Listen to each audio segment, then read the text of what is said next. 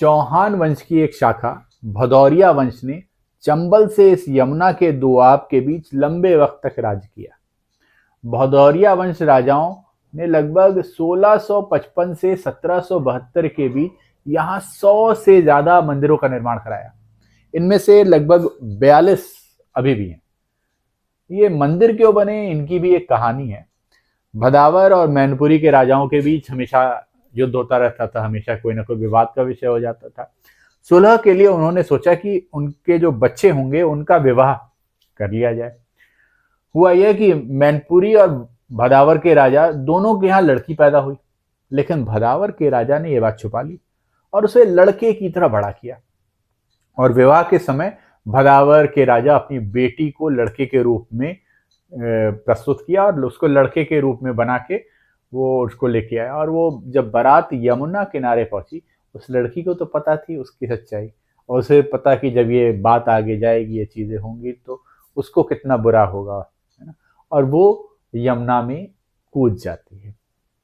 और जब बेटी यमुना में कूद जाती है तो राजा बहुत लज्जित होता है, बहुत दुखी होता है, और वहां रोते हुए वो महादेव से प्रार्थना करता है ना।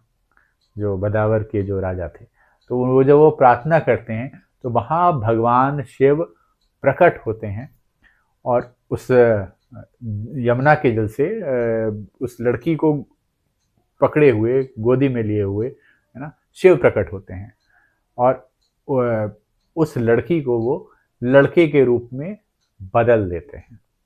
उसके बाद भदावर ने कृतज्ञता से मंदिर का निर्माण किया और यह सुनिश्चित करने के लिए यमुना हमेशा इस मंदिर के दरवाजे से बहते रहे, तो उसने 2 मील वहां से दूर एक बांध का निर्माण कराया, जिससे उसका मार्ग बदल गया और वो यूं इस तरीके से परिवर्तित होकर इस तरीके से अर्धचंद्राकार की स्थिति में वहां से मंदिर के किनारे से बहती है। भदावर के उन राजा का नाम बदन सिंह भदौरिया था।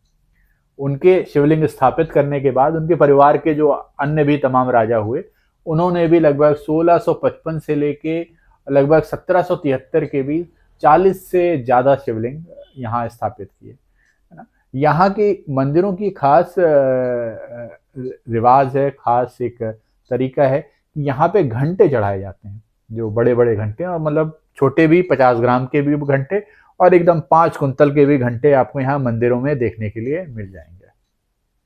जैसा अक्सर हम उत्तराखंड या कुछ और मंदिरों में देखने मिलते हैं कि मंदिरों के बाद जैसे ही किसी की मन्नत पूरी हो जाती है तो वो घंटे बांधता है।